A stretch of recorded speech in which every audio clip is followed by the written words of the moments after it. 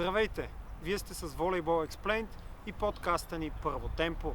Днешният ни гост е от онзи тип волейболни хора, които рядко попадат в светлината на прожекторите. Неговата работа обаче е също толкова важна, колкото на старши треньора и на състезателите. Той е скаут на мъжкия Левски София и помощник треньор в женския национален отбор. Дами и господа, Лазар Лазаров.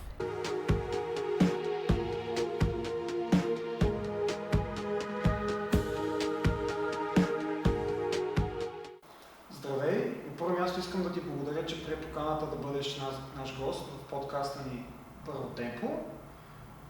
За зрителите, статистик в мъжкия отбор на Левски и помощник треньор на Иван Петков в женския национален отбор. Как всъщност съвместяваш двете позиции и каква е разликата по същество в това, което правиш в двата отбора? Здравейте, благодаря ви за поканата. Искрено се радвам и ви поздравявам за начинанието, което правите, понеже наистина има нужда от различна гледна точка и популяризиране на нашия спорт в България. Това е на първо място. По въпроса,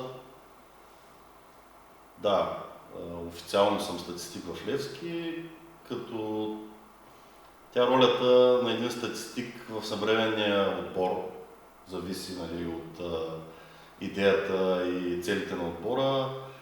Може да не възлиза само в тази стандартна роля, която е зад игрището, описват се мачовете чисто технически, но също така може да се включва и голяма роля в анализирането на тази информация, която бива предоставена.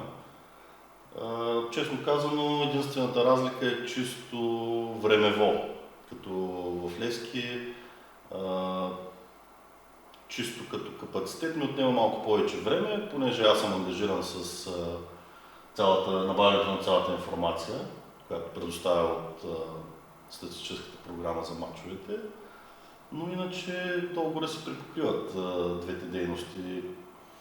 Понеже в национален отбор обема на работа, който трябва да свършим, е голям за кратко време, затова принуждава до по-голям капацитет от кадри в треньорския щаб. Затова там имаме предпочитания, да може хората да са по-тясно специализирани, за да може да свършим по-големия обем от работа за по-малкото време, което имаме. Защото, както знаете, един сезон с национален отбор е 3-6 месеца, докато един сезон клубен е 8 месеца, където може да съвместиш двете неща, има време, докато в национален отбор няма. Искам си да започна разговор точно с темата на женския национален отбор, защото в крайна сметка той не успя да се класира за Олимпиадата, за жалост. Какво не ни достигна и къде всъщност са дефицитите в женското ни направление, което сякаш буксува сериозно в последно време? Дори сравнено с мъжкото, което също не е в цветущо състояние. Лично моето мнение за женското направление в България, може да кажем, че има един проблем, който възниква сигурно 10 на години назад. И това е основата на пирамидата. Нямаме качествени школи, нямаме тази примамливост към младите момичета за реализация. Да, имаме някакъв представителен отбор женски, който последните 10 години беше изграден от доказали състезатели, които трупаха опит в чужбина, някои от тях на световно ниво, но липсваше този лъч надежда, млади състезателки, които да влизат от българските отбори и да се представят по някакъв достоен начин в национален отбор, което сигнализира за много голяма амплитуда в това какво е било преди 10 на години и последните 10 години, което се случва в българските отбори, в школите. И общо взето за мен това е една от големите причини да има някакъв спад, да речем, както това се случва и в мъжкото направление. Просто мъжкият спорт е доста по-атрактивен, както знаем. И все пак попадат момчета в националните отбори чисто физически, които са с физически качества. Това също спомага. Млади момчета навлязаха в сериозни отбори вече в Европа. Има едно застъпване. Естествено, ще има период на подмладяване на отбора, така нареченото подмладяване, но това е една от основните разлики, защото най-тривиално да го кажем, да, има един стожер, Марица, където се осигуряват много добри средства, които се дава с предпоставка за бъдеще. Вижда се, момичета играят в Европа, вече стана дълги години, успяват да покажат какво е, имат осигурени условия, които им дават стабилност и те могат да мислят само за своето развитие, докато сме свидетели на много клубове останали в България, които повечето от момичета го правят чисто от страст, от любов към волейбола, но нямат никаква перспектива. И когато те стигнат до една възраст, в която те трябва да почнат да се изхранват, отново казвам, това е най-тривиално, условията не стигат и те прибягват до други начинания. Понеже каза, че мъжкия волейбол е по-атрактивен, това със сигурност е факт, но не смяташ ли, че има някакво сближаване в последни години, особено на най-високо равнище? Понеже чисто дори технически се наблюдават някои явления на наистина най-високо равнище при жените, които бяха абсолютно нетипични. Да кажем, да речем, примерно от средата на игрището се играе бърза топка, дори от либерото, примерно италианския национален отбор либерото играе бърза топка в 4 от 6-я метър, което е наистина нещо, което допреди няколко години не се срещаш. Ами, това е еволюция. Както всяко човешко същество еволюира в това, което се занимава, така и спорта еволюира. В женския волейбол все повече настъпват състезателки с много високи физически качества, което допреди това беше основата на различния стил и различния тип волейбол, който се практикуваше, и много специалисти твърдяха, че женския и мъжкия волейбол това са два различни спорта. Но вече с еволюцията, с промяната на възгледите на треньорите, с влизането на млади състезатели, които са с много добри физически качества, съответно технически за най-високото ниво, наистина двата спорта почват да се сближават. Почва да отпада тази физическа разлика и това довежда до много по-мъжки тип игра в женския волейбол в момента на високо ниво. Доколкото знам, професионално си играл волейбол в Добруджа. Кога всъщност стана тази трансформация към скаут и в каква степен професионалната ти подготовка като волейболист след това ти помогна в работата като скаут? Има ли някакъв аспект, в който даже пречи? Този въпрос е интересен, да. От 2006 година започнах да играя в мъжките отбори в различни степени на нашето първенство. Играл съм доста години в втората лига, така наречената Висша лига. Имам няколко сезона в първата лига с Каварна, Калякра Каварна тогава отбора. Накрая завърши кариерата си в Добруджа. Годината, в която спечелихме Висшата лига и се класирахме за Суперлигата. Мога да кажа, че работата, която положихме в Добруджа, и това беше основата на изграждането на този проект. Тогава започна в Добруджа да се работи с статистическия софтуер DataVolley. Нашия колега, вече мой колега, Боян Пантелеев, дойде няколко пъти, чисто като лекционно. Имаше някакви оговорки. Почти целият отбор присъствахме, беше ни интересно. Оттам нататък треньорен беше Георги Петров, той работеше в статистическата програма. Имахме наистина професионално отношение, всяка тренировка се снимаше, всяка тренировка имаше статистически данни, които ние работихме с тях. И това смея да кажа, че доста помага в изграждането на един състезател. Естествено, когато отбора се класира за Суперлигата, прецених, че моите възможности да играя в Суперлигата, да речем, са минимални. И реших да сменя професията си. Имаше един период 6 месеца, в който не се занимавах с нищо около волейбола. Тогава излезе едно предложение от клуба. Бях назначили Миро Живков за треньор, когато отбора се качи в елита. Съответно той търсеше човек, който да работи на тази позиция. Нямаха такъв кадър. Свързаха се с мен, предложиха ми стана интересно и така започнах. Което смятам, че това, че като състезател съм работил с програмата и не ми беше чужда, много ми помогна по-бързо да навляза в материята. Доколко всъщност успяхме да наваксаме това изоставане при използването на компютърните технологии рогби и в волейбола, понеже ти каза, че от 2010 година е въведена в Добруджа, набъркам горе-долу. Като времеви период, по-скоро около 2012 по-скоро. Смяташ ли, че всъщност този процес се забави твърде много в България? Всички ли отбори в момента в Суперлигата и евентуално в Висшата лига използват статистически софтуер? 99% от отборите разполагат с такъв софтуер. Имаше причина преди години, така да се каже, да бъде недостъпен, защото цената му беше доста висока и не всички отбори съответно имаха бюджет да си го позволят. Съответно тя е свързана с кадър, с някаква апаратура, която е минимално изискване, за да може да се оперира нормално. Но с течение на годините и самата компания се разви, която предлага този продукт. Много по-достъпен е вече за клубните отбори. Както виждаме, федерацията сключи договор с тях, има съвременни методи, които се използват в останалите лиги. И вече е много по-достъпен продукта, съответно и самата федерация наистина имаше като план за развитие на български кадри.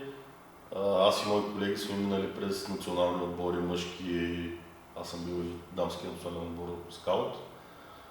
Това ни даде много шанс за развитие. Работили сме с доста големи имена, които бяха треньори по това време в България. И успяхме да направим някаква база от кадри, които в момента работят в българското първенство. Съответно и треньорите придобиваха там опит, доста голям.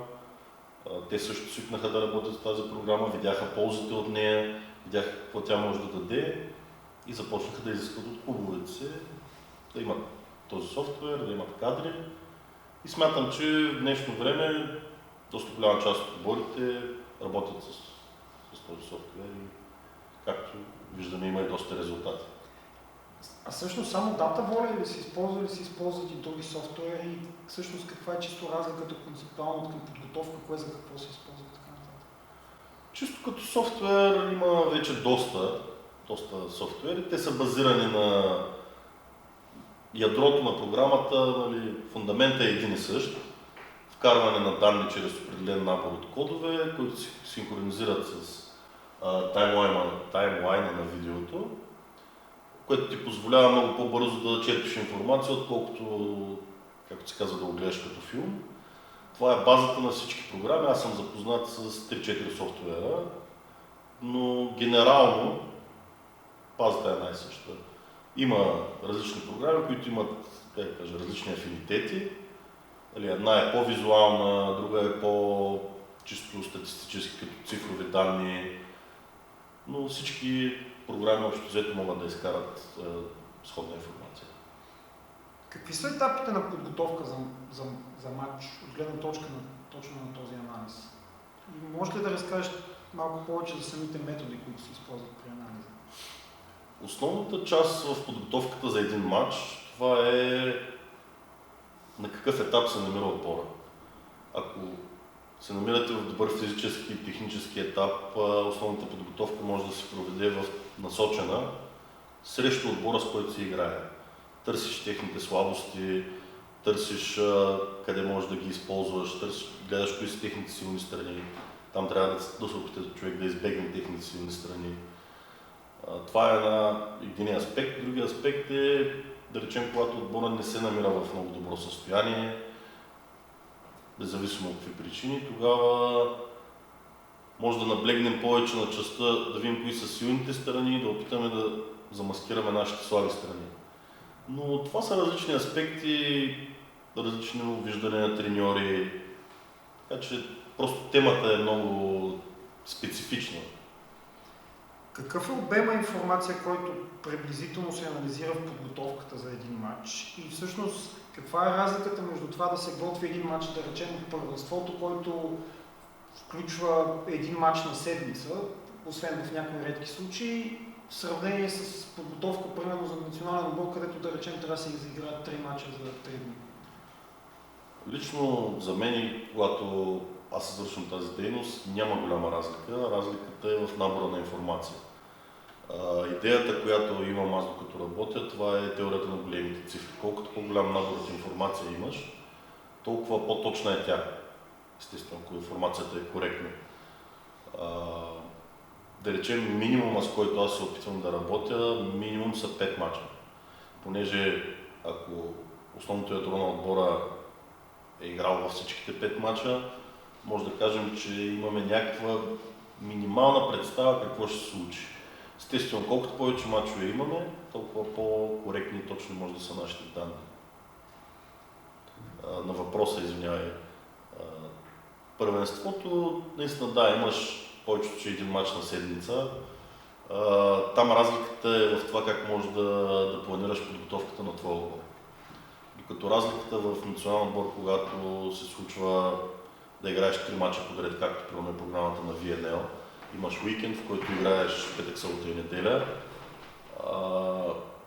тогава разликата е наистина в подготовката на отбора. Имаш пътувания, както знаем, пътуването не е почивен ден. Всички състезатели се изморяват, когато има пътувания, има прекачване, чакане. Това са много неприятни състояния. Тогава времето за подготовка за дадения матч е повече тактически. Докато технически и физически има някаква база, която гледаш да поддържаш и по-скоро тези турнири се играят на това, което се свърши преди турнира. Няма време за подготовка, няма време за изчистване на технически грешки и така нататък по време на тези натоварени турнири, които са европейско, световно и всички големи форуми. Там се работи на базата на това, което се е свършило в подготвителния период.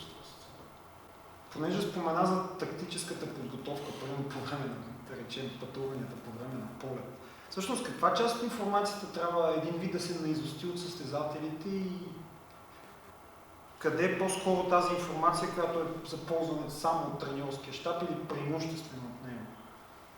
Понеже сме виждали, примерно, състезатели в съблекалнята преди мач, седнали и четат обзето като студент преди изпит. Да, има много такива кадри и наистина има много такива случаи, защото ние като треньорски щаб и като цяло всеки треньорски щаб се опитва да помогне на състезателите си да им бъде по-лесно на игрището. Когато имаш някаква основна идея какво ще се случи, както в живота, така и в волейбола, това ти дава едно успокоение. Това ти дава една сигурност, която ти после пренасяш на игрището, пренасяш своята игра. Обема и набора на информация лично за мен е тясно свързан с, да речем, капацитета на дадени състезатели. Има състезатели, които помнят много бързо, много неща. Тях може да ги натовариш допълнителна информация, специфично естествено от техния пост. Има хора, които могат да запомнят, те да го помнят, 2-3 неща, които са най-основни. Трябва да се съобразиш с техния капацитет, за да не става, както се казва, претоварване.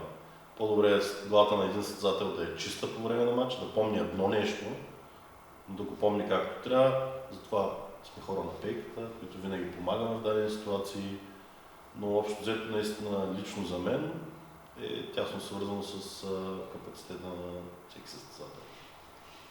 Понеже сега на таблото сме пуснали един от мачовете на Левски, всъщност какви промени биха могли да бъдат направени по време на самия мач въз основа на анализа на данни от този мач? Ако има някаква разлика в сравнение с данните, които сме събрали преди мача? Отново ще се повторя, но това пак е свързано до капацитета на състезателите, които разполага даден треньор. Колкото по-технически е грамотен един състезател, толкова повече той може да подлежи на модификация в конкретния момент.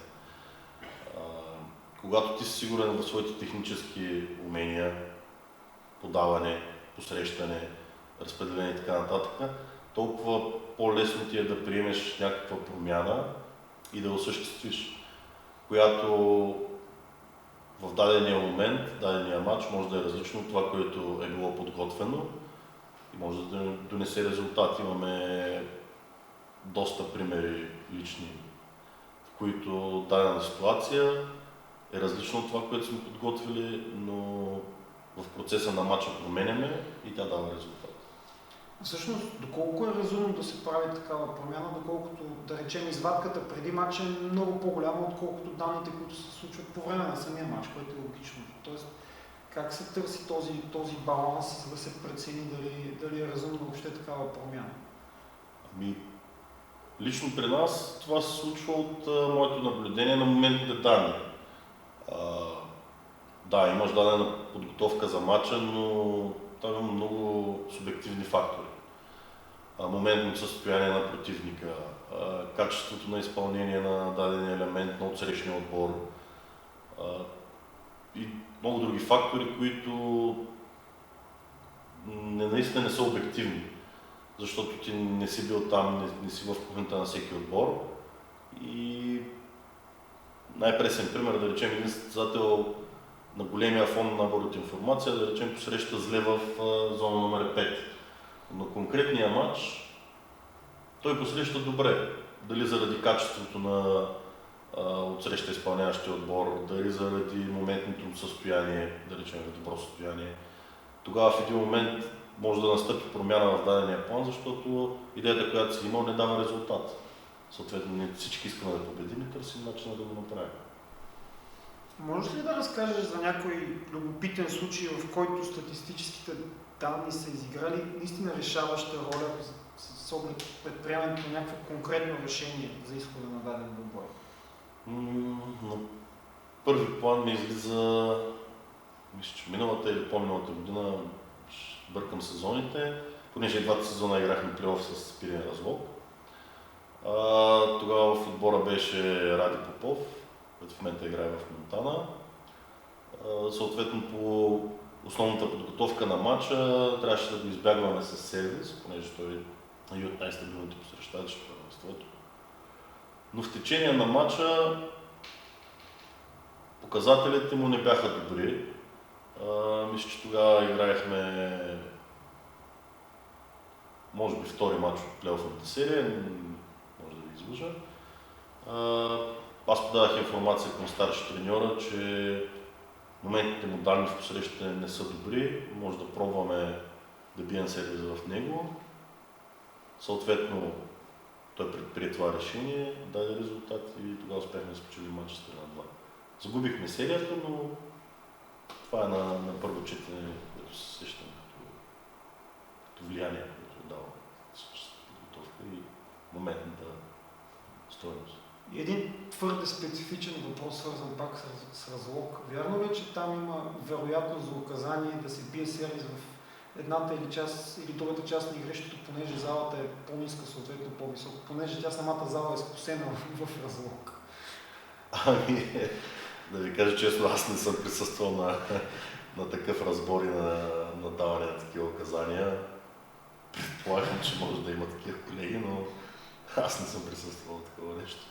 Благодаря ти отново за това, че прие поканата да участваш и преди всъщност да завършим, искам да те помоля да се пишеш на топката на Volleyball Explain, която стана нашата традиция.